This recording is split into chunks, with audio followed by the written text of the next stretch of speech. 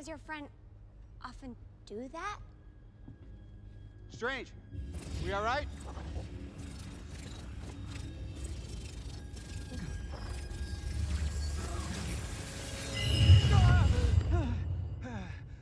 Be back here. Hey, what was that? Went forward in time to view alternate futures, to see all the possible outcomes of the coming conflict. How many did you see? 14,605,000. How many did we win?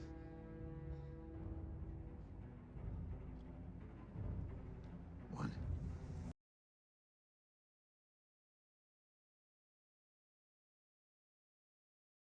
What is good, YouTube? Warstu here with a video on the Avengers 4. So we've got a very good indication due to one of the screenwriters of how Thanos actually will be defeated during Avengers 4. So if you're new to the channel, make sure to subscribe to never miss any of the content and the giveaways that we do. We're currently doing a giveaway for the Infinity War Blu-ray, or the Ant-Man and Wasp, or the Deadpool 2 edition. All you gotta do is let me know down below who is your favorite villain. Can be anyone in the DCEU, MCU, Dragon Ball Z world, literally any villain in the world. So let's get into this video. So recently the Marvel Avengers Infinity War, the art of the movie, have been released. It's been released and it's pretty cool. I suggest you go check it out if you haven't. Shows us alternate variations of a lot of different scenes. There's even a scene where Hulk was fighting Thanos in the final battle in Wakanda, which would have been pretty cool. So Markus, one of the screenwriters, has given us a awesome snippet which could give us a kind of explanation of how Thanos will be taken out, but it is spoiler free, so there's some very interesting details. So the direct quote reads like this: "They've been misused by people who didn't understand their true power, and now that they're real master of them, Thanos has shown up what can see what they actually do. The problem is, as you can imagine, as you gain control over these things, your story just goes haywire, because why are there any stakes for the man who can control time, space, reality, your mind, your soul and power? He can reset as many times as it takes. So you have to build in a lot of bumps in the road, or maybe one stone away from him for long enough in order for the thing to have any dramatic structure at all." So this tells us quite a lot. This literally confirms how you could take out Thanos. Take away one of his stones long enough for it to take out the Mad Titan. So the stones have been misused by a lot of people, but not by Doctor Strange. He knew exactly how to use the stone. He had the stone for a long time. We don't know how long he actually had the stone for, because we don't know how long the time difference was between Doctor Strange 1 and Avengers Infinity War. So tell me this: Doctor Strange is the key. He didn't misuse the stone at all. He's a great wizard, or the Sorcerer Supreme, depends which one you want to call him. He held off Ebony Maw like it was nothing. Yes, it nearly cost him his life, but he protected the time stone with his life. Then he gave it away so easily to Thanos. Just think about that. He nearly laid down his life to stop Ebony Maw from getting it, yet he just simply gave it to Thanos. Why? Because it's all part of the plan. It keeps coming back to this scene with Tony Stark. It was the only way. I had to do it. We're now in the end game. So if Doctor Strange had played him all this time in the first place, just like I've said before, he played Thanos without Thanos even knowing. He gave the stone to him, but he tricked him really. Did he actually give the stone to him? Yes, he did. But he's not wielding it like you think he is. See, I've done videos before where I said Doctor Strange cursed the time stone. He could have done anything to it before he gave it to the Mad Titan. Just think about it. Misused the stones. And when someone comes along who's a true master, no one can stop him except for Doctor Strange.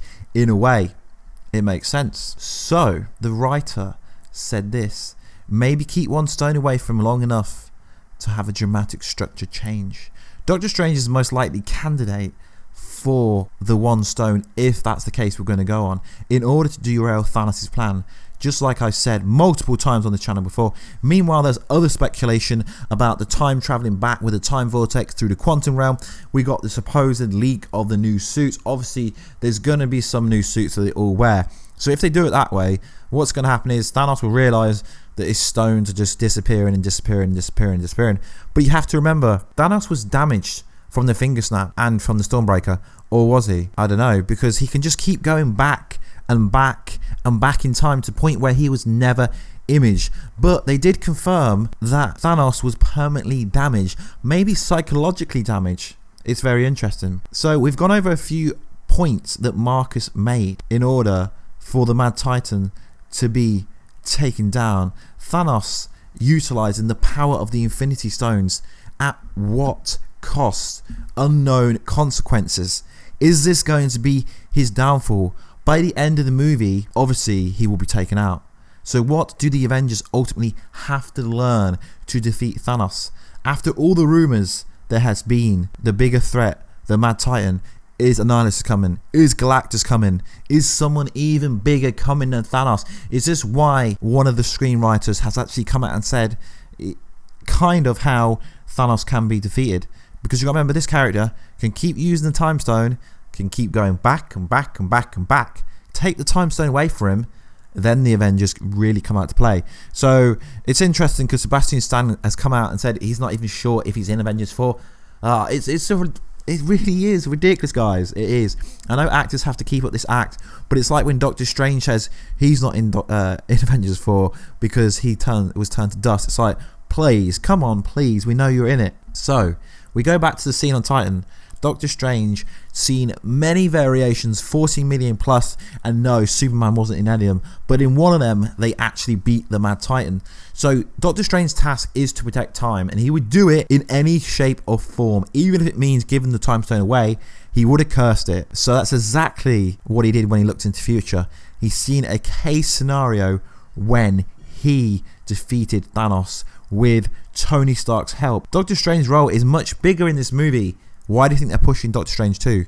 Because Doctor Strange is such a loved person, a loved character, and the actor is well regarded as being an awesome actor. So that's most likely the way. It's something to do with the time stone, something to do with Tony Stark. It's Endgame, baby.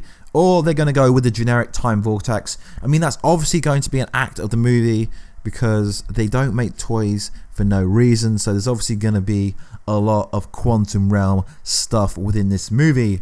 But I hope they go away where they've been doing misdirection, and realistically no one has any clue about what's going to happen in the movie. So I believe what he told us actually does confirm that Thanos can be defeated, and it actually spells it out to us in as brief detail as we can have without the screenwriter ruining the movie, that Thanos will get defeated simply by the unknown consequences of using the Infinity Gauntlet and stones over and over again. And also, all you got to do is take one of them stones off him and then he becomes weaker. Anyway, guys, if you do want to enter that competition, just let me know down below who is your favourite villain. Subscribe to the channel for more great content. If there's any requested videos, I did do a Detective Pikachu video, which is pretty awesome. That movie looks so damn awesome. So guys, I will catch you in another video very soon. Catch ya later.